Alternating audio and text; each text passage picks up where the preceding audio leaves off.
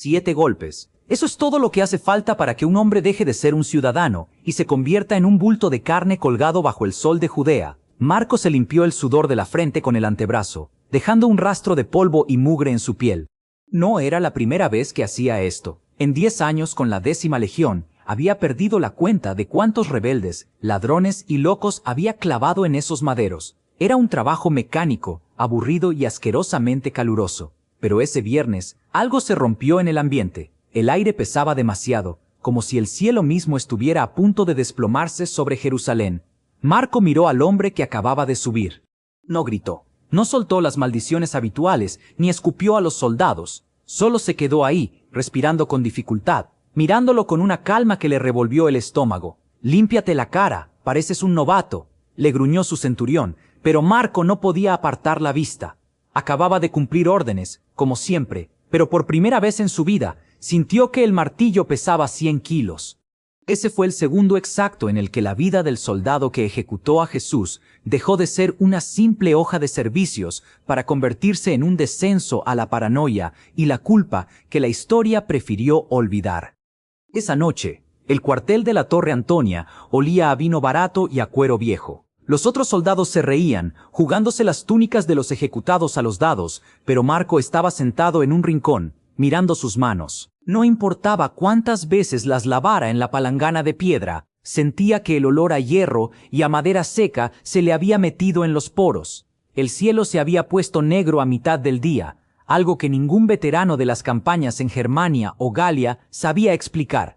Los hombres decían que era un eclipse, pero Marco sabía que los eclipses no hacían que la tierra temblara de esa forma tan visceral, como si el suelo tuviera escalofríos. Se llevó el jarro de vino a los labios, pero el líquido le supo a ceniza. Sus compañeros se burlaban de él. «¿Qué te pasa, Marco? ¿Te dio pena el rey de los judíos?», gritó un tal Lucio, un tipo que disfrutaba demasiado con el látigo.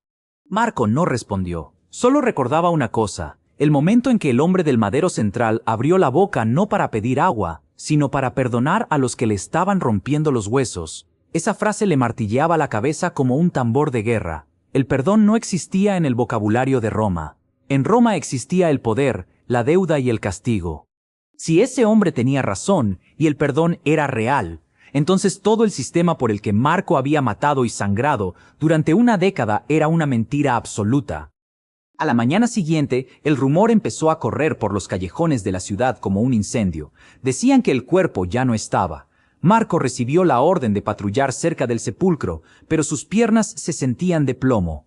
El miedo en Jerusalén era algo físico, algo que podías tocar. Los sacerdotes estaban nerviosos, los celotes afilaban sus dagas en las sombras y los romanos, los dueños del mundo, empezaban a mirar por encima del hombro. Marco se encontró de nuevo frente al lugar del suplicio. Solo quedaban los agujeros en la tierra y un par de maderos descartados. Se agachó y recogió un clavo oxidado que alguien había olvidado en el suelo.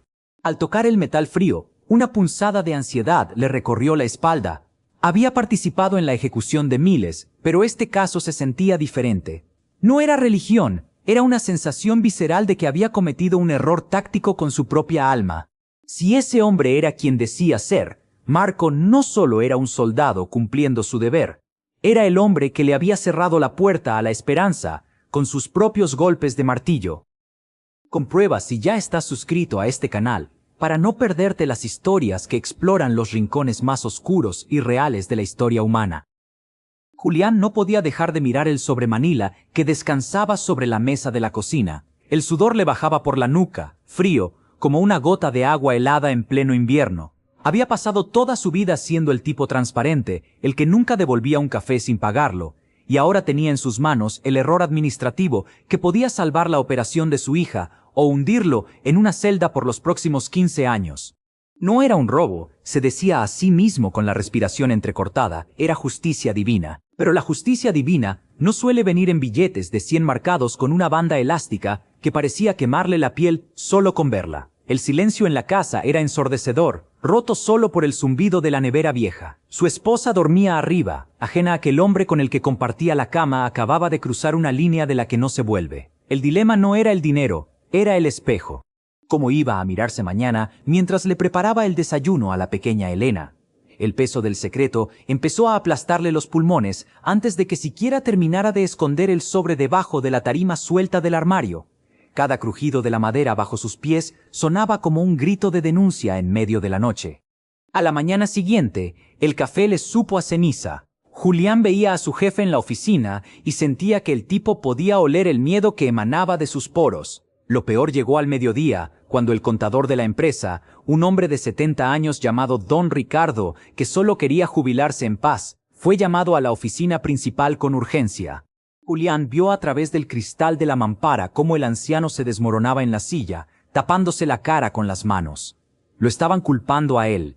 El sistema de seguridad no mentía sobre el desvío de fondos, pero el rastro digital, manipulado en un momento de desesperación técnica por Julián, apuntaba al eslabón más débil, no al más astuto. La culpa es una bestia que te muerde las entrañas cuando menos te lo esperas, arrancándote trozos de humanidad con cada segundo que pasa. Si Julián confesaba, perdía a su familia y el futuro de su hija. Si callaba, destruía a un hombre inocente que no tenía nada más en la vida que su reputación. La moral es un lujo que solo los que tienen el estómago lleno se pueden permitir, y Julián tenía hambre de seguridad, pero el precio era la vida de otro. Comenta la frase, el precio del silencio. Si crees que Julián debería salvarse a sí mismo a toda costa, sin importar a quién arrastre en el camino. Pasaron 3 semanas, y don Ricardo fue despedido sin pensión, humillado públicamente y señalado por todos sus antiguos compañeros como un ladrón de guante blanco. Julián, por su parte, pagó la cirugía de Elena. La niña estaba bien, sonreía en la cama del hospital con las mejillas recuperando el color, sin saber que cada latido de su corazón renovado era un golpe de martillo en la conciencia de su padre. El dinero se acabó en facturas médicas y medicamentos, pero la mancha se quedó impregnada en las paredes de su casa, en el aire que respiraba. Una noche, mientras Julián limpiaba el armario para intentar distraerse, encontró una pequeña nota que don Ricardo le había deslizado en su escritorio el último día antes de irse, cuando aún creía que Julián era su único amigo. Sé que no fui yo, Julián, pero espero que quien lo haya hecho lo necesitara mucho más que yo para poder vivir con ello. Julián se derrumbó en el suelo frío, apretando la nota contra su pecho. Se dio cuenta de que no había salvado a su hija, solo la había convertido en el trofeo viviente de un crimen que lo perseguiría hasta la tumba. Ya no era el héroe de su propia historia, era el villano que dormía con un ojo abierto para no volverse loco con los fantasmas de su propia cobardía. El éxito tiene un sabor amargo cuando se construye sobre los huesos de un inocente. Si viste hasta aquí es porque te gustó este caso. Deja un comentario diciendo "lo vi hasta el final" para saber a quién le gustan realmente las historias del canal. Dale like y comparte este video si crees que la verdad siempre termina saliendo a la luz, sin importar cuánto intentemos enterrarla bajo una tarima. Lucas no podía quitarse de la cabeza el sonido de ese crujido. Cada vez que Elena caminaba cerca del armario, él sentía un pinchazo en la nuca, como si una aguja helada le recorriera la columna. El dinero estaba ahí, a menos de 10 centímetros de las suelas de sus zapatos, envuelto en una bolsa de basura que olía a humedad y a miedo. No eran solo billetes, era el botín de un accidente que él no provocó, pero del que decidió beneficiarse. «Lucas, ¿vas a cenar o te vas a quedar ahí pasmado?», soltó ella desde la cocina. Él ni siquiera pudo responder, tenía la boca seca, como si hubiera estado masticando arena. Se sentó a la mesa y evitó mirarla a los ojos. Elena lo conocía demasiado bien, sabía cuándo ocultaba algo, y ese silencio espeso estaba empezando a asfixiar la habitación. El dilema le martilleaba el cráneo. Si confesaba, perdía a la mujer que amaba y terminaba en una celda. Si callaba, se convertía en un extraño viviendo en su propia casa, un parásito alimentado por la codicia. De repente, un golpe seco en la puerta principal hizo que Lucas derramara el agua sobre el mantel. Se puso de pie de un salto, con el corazón golpeándole las costillas como un animal enjaulado. «Tranquilo, debe ser el vecino», dijo Elena, extrañada por su reacción exagerada. Pero Lucas sabía que el vecino no llamaba con esa insistencia. Vio la sombra recortada tras el cristal esmerilado de la entrada y sintió que las piernas le flaqueaban. En su mente, ya estaba esposado. En su mente, el mundo entero sabía que había preferido el dinero por encima de su integridad. Elena se acercó al pomo de la puerta y Lucas quiso gritarle que no abriera, que huyeran por la parte de atrás, pero el aire no le llegaba a los pulmones. Comenta ahora mismo la frase: «La culpa pesa más que el oro», si crees que el secreto de Lucas está a punto de estallar. No era la policía, era un hombre con una gorra de mensajería, pero el alivio de Lucas duró apenas unos segundos. El tipo traía un sobre a su nombre, sin remitente. Al abrirlo, solo encontró una foto, su taxi detenido junto al furgón accidentado y un mensaje escrito a mano que decía: «Sé lo que te llevaste». El descenso al abismo fue total. Ya no se trataba de decidir si quedarse el dinero o no, sino de cuánto estaba dispuesto a pagar para que su vida no se desmoronara por completo. La paranoia lo convirtió en una sombra de sí mismo. Esa noche, mientras Elena dormía, Lucas sacó la bolsa de debajo de la tarima. Los billetes, que antes le parecieron una bendición, ahora le daban asco. Los miró y entendió que la verdadera cárcel no tiene barrotes de hierro, sino paredes hechas de mentiras que tú mismo construyes. Salió a la calle, con la bolsa bajo el brazo, caminando sin rumbo bajo la lluvia, sabiendo que no importa qué tan lejos corras, nunca puedes escapar de lo que ves cuando cierras los ojos. Si viste hasta aquí es porque te gustó este caso. Deja un comentario diciendo: «Lo vi hasta el final», para saber a quién le gustan realmente las historias del canal. Dale like y comparte este video si crees que la verdadera libertad no se compra con dinero, sino con una conciencia limpia. Mateo tiró el celular sobre el tablero de cuero de su auto y se tapó la cara con las manos. El olor a coche nuevo, que antes le parecía el aroma del triunfo, ahora le provocaba náuseas. No habían pasado ni 10 minutos desde que aceptó el trato, y ya sentía que el aire se le estaba acabando. No era remordimiento, era puro instinto de supervivencia. Sabía que había cruzado una línea de la que no se regresa con una simple disculpa. Su esposa lo llamó 3 veces, pero él no se atrevió a contestar. ¿Cómo le explicas a la mujer que amas que el techo sobre su cabeza se construyó con la ruina de otros? El motor rugía en silencio, mientras él veía por el espejo retrovisor cómo su antigua vida se hacía pequeña, desapareciendo en una curva de la carretera que no tenía retorno. Comprueba si ya estás suscrito a este canal, para que no te pierdas ni un solo giro de estas historias que te harán cuestionar hasta tus propios principios. Al llegar a la oficina al día siguiente, el ambiente era distinto. Nadie lo miraba a los ojos. El rumor de su ascenso meteórico se había mezclado con sospechas que nadie se atrevía a decir en voz alta, pero que todos masticaban en el pasillo. Su jefe, un hombre que vestía trajes de $3,000 y tenía el alma fría como un bloque de hielo, lo llamó a su despacho sin previo aviso. No hubo felicitaciones, solo un sobre amarillo y una orden directa: «Haz que este problema desaparezca, Mateo. Tú ya no eres de los que hacen preguntas, eres de los que ejecutan soluciones». Dentro del sobre estaba la dirección de la casa de su propio mentor, el hombre que le enseñó todo lo que sabía y que ahora estorbaba en los planes de expansión de la empresa. El nudo en su garganta se apretó tanto que casi podía sentir el sabor amargo de la bilis. Escribe en los comentarios la frase: «El precio de la ambición», si alguna vez has sentido que un éxito te estaba costando demasiado caro. Esa noche, Mateo se paró frente a la puerta de su mentor. Tenía el sobre en la mano y el corazón martillando contra las costillas con una fuerza que le dolía. Vio a través de la ventana al anciano leyendo un libro, ajeno al lobo que él mismo había criado y que ahora acechaba en su jardín. Mateo entendió en ese instante que si daba ese paso, si entregaba esos documentos que destruirían la carrera de su maestro, no quedaría nada del hombre que solía ver en el espejo.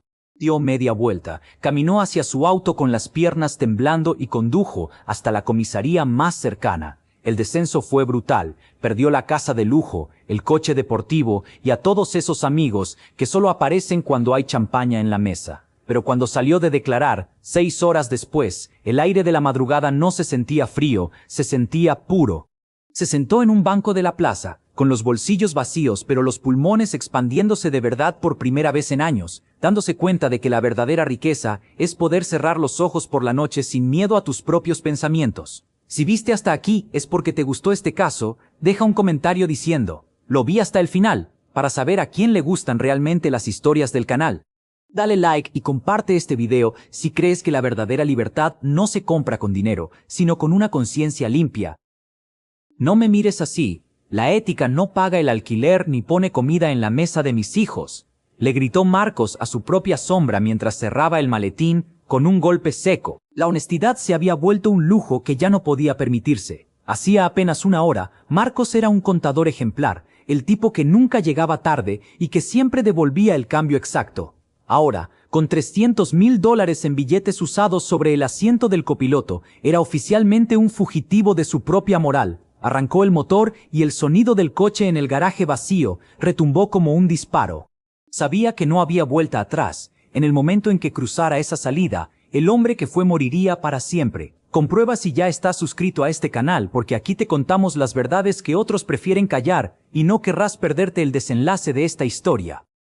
El dilema le carcomía las entrañas mientras conducía por la autopista, evitando mirar el espejo retrovisor por miedo a encontrarse con las luces de una patrulla, o, peor aún, con los ojos de quienes realmente eran dueños de ese dinero. Esos 300,000 no eran suyos, eran de una red de prestamistas que no perdonaba errores, y mucho menos traiciones.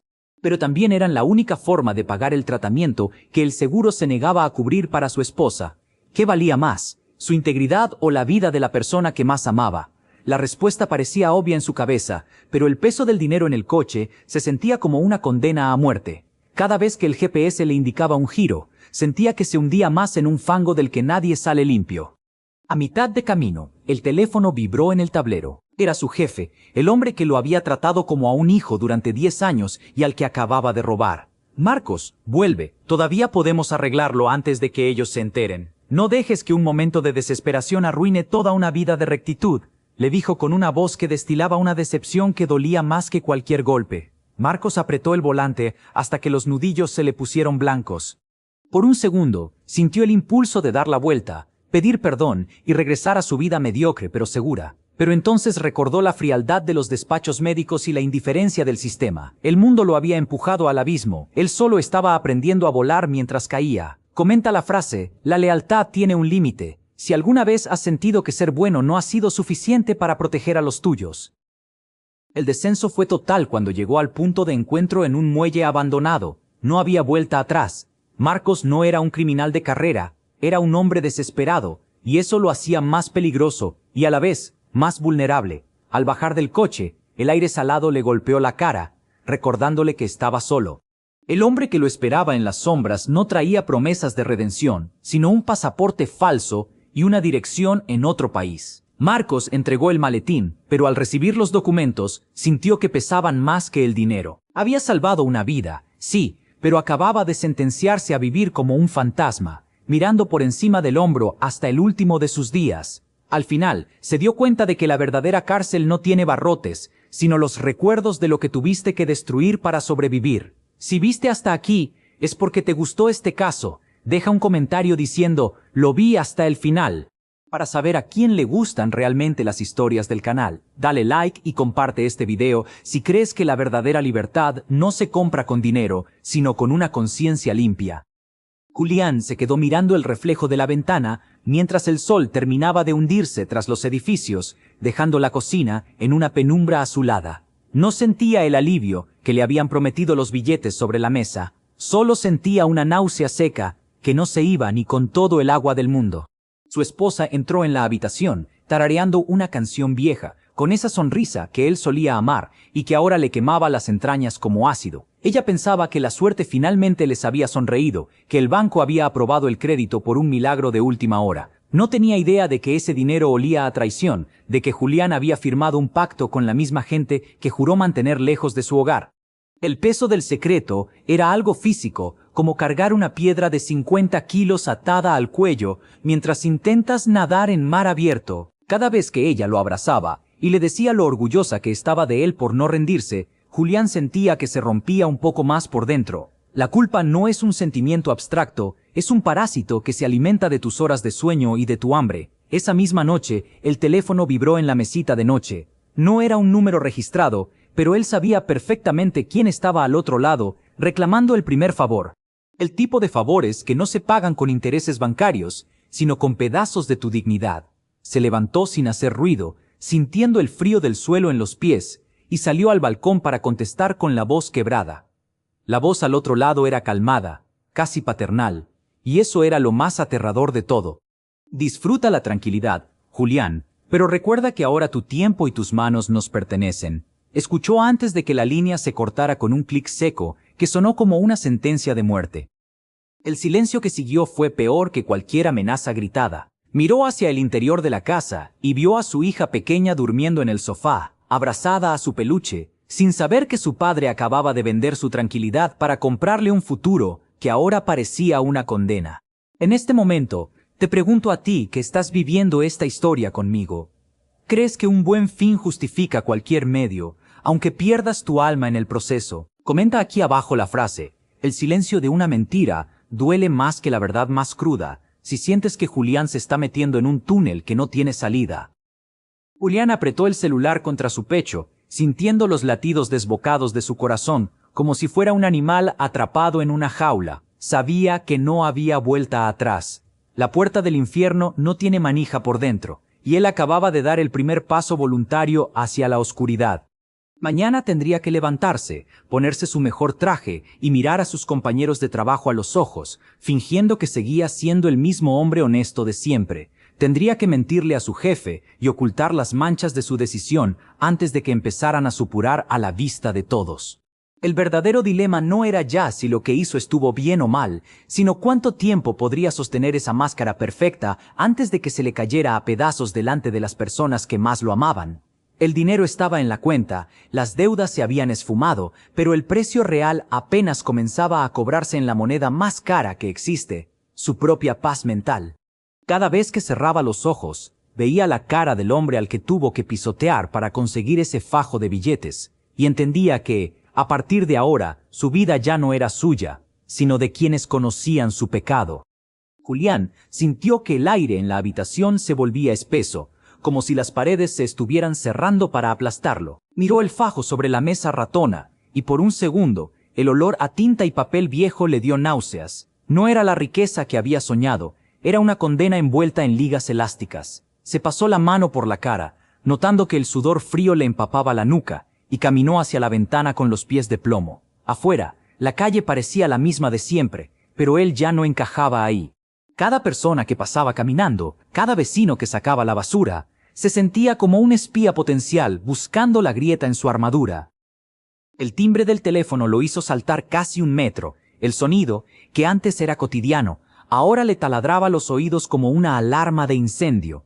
No quería mirar la pantalla, pero sabía que ignorarlo solo empeoraría las cosas. Era un número privado.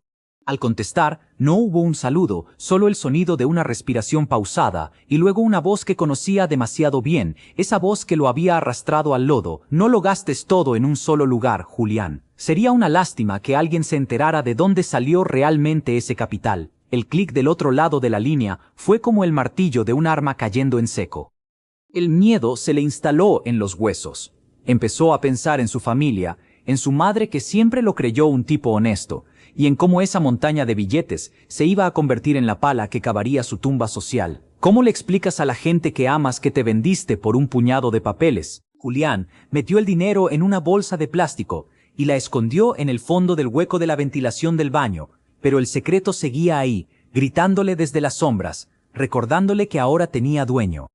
La culpa es una carga que no te deja dormir, y Julián estaba a punto de descubrir que el precio de la ambición siempre se paga con intereses altísimos. Comenta ahora mismo la frase: la ambición nos termina rompiendo por dentro. Si crees que Julián ya no tiene vuelta atrás, y que este es solo el comienzo de su ruina.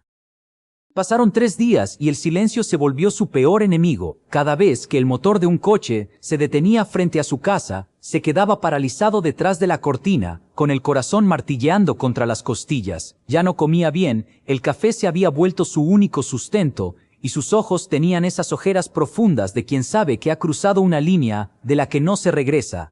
Intentó ir a trabajar, pero ver a sus compañeros bromeando sobre tonterías le resultaba insoportable. Ellos vivían en un mundo de preocupaciones normales, de facturas de luz y partidos de fútbol, mientras él cargaba con un cadáver invisible en la mochila. Entonces recibió el sobre. No tenía remitente, solo su nombre escrito a mano con una caligrafía impecable y fría. Estaba pegado a la puerta de su casa con un trozo de cinta aislante negra. Al abrirlo, se le cayó el alma a los pies. Era una foto de él, tomada desde un ángulo imposible, en el momento exacto en que cerraba el trato que lo cambió todo. En la imagen no se veía a un triunfador, se veía a un hombre desesperado entregando su integridad a cambio de una salida fácil. Detrás de la foto, una dirección y una hora escrita con una brevedad aterradora. Sin amenazas explícitas, sin exigencias claras, solo la cita que marcaría el final de su libertad. Julián entendió que no lo querían por el dinero, querían algo mucho más valioso, su voluntad para hacer lo que ellos no podían hacer a plena luz del día.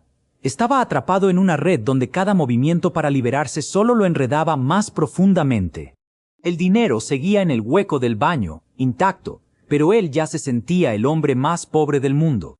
La vibración del teléfono sobre la mesita de noche sonó como un disparo en medio de la madrugada. No era un mensaje de texto, era una llamada de un número oculto. Contestó sin pensar, con la garganta seca y el pulso a 1000. Al otro lado no hubo gritos, solo una respiración pesada y el sonido de alguien removiendo monedas, un tintineo metálico que le heló la sangre. Colgaron sin decir una palabra. En ese momento, el dinero que descansaba en el hueco del baño dejó de ser una oportunidad para convertirse en una sentencia de muerte. Se levantó y caminó descalzo hasta el espejo, evitando pisar fuerte para no despertar a su familia. Se miró fijamente y no se reconoció. Tenía la cara de un hombre que ya no tiene alma, solo miedo. La codicia le había quitado el sueño, pero la paranoia le estaba quitando la vida. Cada sombra que proyectaba la farola de la calle contra su ventana parecía un intruso armado. Cada crujido de la madera era una advertencia. El dilema era brutal. Si confesaba, perdía su libertad. Si callaba, perdía la cordura. Estaba solo en una habitación llena de gente que lo amaba, pero a la que ya no podía mirar a los ojos sin sentir que los estaba traicionando con cada respiro. Comenta aquí abajo la frase, el miedo es el precio de una vida falsa, para saber que entiendes el peso que carga este hombre sobre sus hombros. Pasaron las horas y el amanecer lo encontró sentado en el suelo del baño, con la espalda apoyada contra los azulejos fríos, protegiendo ese agujero en la pared como si fuera un tesoro sagrado, cuando en realidad era su propia tumba. Su esposa tocó la puerta, preguntando si estaba bien, si le dolía algo. Él solo pudo responder con un gruñido ahogado, una mentira más que se sumaba a la montaña de engaños que ahora era su existencia. Salió de casa con los hombros hundidos, sintiendo que todo el mundo en la calle sabía su secreto, que su ropa olía a billetes viejos y a humedad. En el trabajo no podía sostenerle la mirada a nadie. Cada vez que alguien se le acercaba por la espalda, daba un salto, con los nervios a flor de piel, casi esperando sentir unas esposas cerrándose en sus muñecas, o algo mucho peor, el dinero seguía allí, frío y silencioso, esperando a ser gastado, pero él sabía que en el momento en que sacara el primer billete para comprar algo, el hilo que sostenía su realidad se rompería para siempre. La supuesta riqueza lo estaba matando de hambre emocional, dejándolo hueco por dentro mientras sus bolsillos, en teoría, estaban a punto de rebosar. Si viste hasta aquí es porque te gustó este caso, deja un comentario diciendo, lo vi hasta el final, para saber a quién le gustan realmente las historias del canal. Mateo soltó las llaves sobre el mueble de la entrada con un estruendo que le pareció un disparo en el silencio absoluto de la casa. No había nadie, pero sentía que las paredes lo vigilaban con juicio. Había pasado 5 años exactos construyendo una mentira perfecta, con su jardín podado, su esposa que enseñaba yoga y esa cuenta de ahorros que crecía gramo a gramo con su sueldo de contador aburrido. Pero ahí estaba, en el centro exacto de la mesa del comedor, un encendedor de plata gastado, el mismo que Julián usaba para juguetear entre los dedos mientras planeaban los golpes en el sótano de aquel taller mecánico.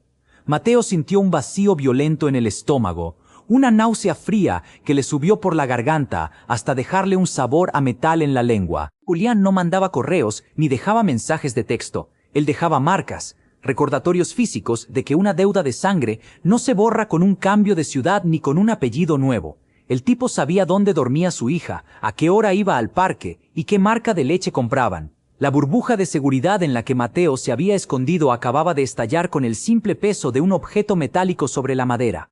Comprueba si ya estás suscrito a este canal, porque aquí desenterramos las verdades que nadie quiere contar y las consecuencias reales que siempre terminan por alcanzarnos. La paranoia se le instaló en la base del cráneo como un parásito hambriento. Cada vez que el teléfono vibraba en su bolsillo, Mateo sentía un calambre eléctrico en la nuca que le quitaba el aire. Esa misma tarde, mientras fingía revisar facturas en la oficina, el teléfono sonó. No hubo gritos ni amenazas de película, solo una dirección en la zona portuaria y una hora. Cena de viejos amigos, Matu. No faltes, que te extrañamos demasiado, dijo la voz al otro lado, cargada de ese cinismo rancio que hace que se te erice la piel. Al llegar a casa, Mateo miró a su esposa cenando tranquilamente, quejándose de un problema insignificante con una vecina, y sintió una distancia infinita, como si estuviera gritando desde el fondo de un pozo, y ella no pudiera oírlo. Ella no tenía idea de que el hombre que tenía enfrente, el que le daba besos en la frente antes de dormir, era un experto en mover dinero sucio, alguien que había dejado a familias enteras en la calle para salvar su propio pellejo en el pasado. Ahora, el dilema le quemaba las manos, ir a esa cena y hundirse de nuevo en el lodo para mantener a su familia a salvo, o confesarle todo a la policía y ver cómo el amor de su vida lo miraba con el asco profundo que realmente merecía. Estaba atrapado en una jaula de oro que él mismo había ayudado a fabricar con cada mentira. Escribe en los comentarios la frase: "El pasado siempre te encuentra", si crees que Mateo no tiene escapatoria y que su vida perfecta se terminó para siempre en este momento.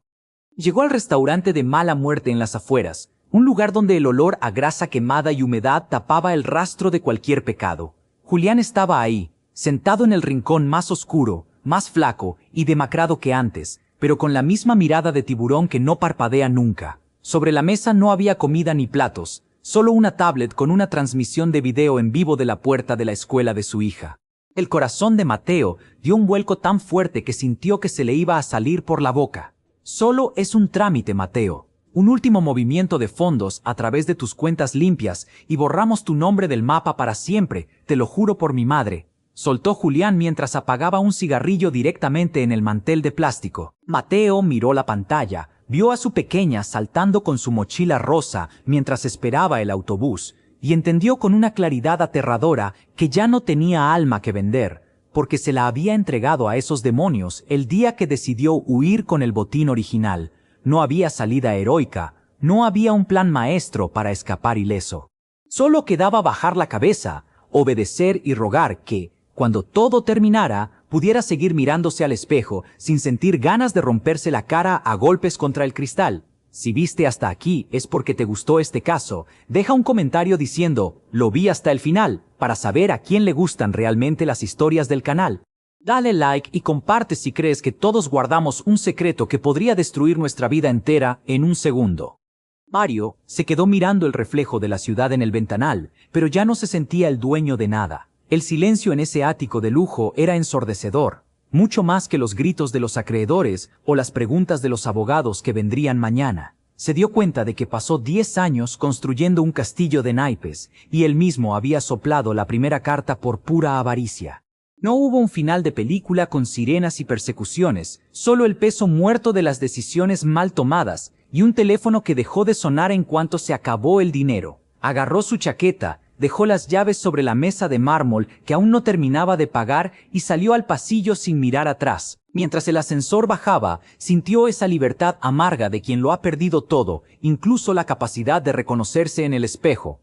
La ambición le había dado un mundo de plástico, pero le había arrancado la paz, y ese es un intercambio que termina rompiéndote por dentro. Mario caminó hacia la calle, mezclándose entre la gente común, siendo ahora un fantasma más en la ciudad que una vez creyó tener a sus pies. Si viste hasta aquí es porque te gustó este caso, deja un comentario diciendo lo vi hasta el final, para saber a quién le gustan realmente las historias del canal. Dale like a este video y compártelo con alguien que necesite escuchar esta historia hoy mismo.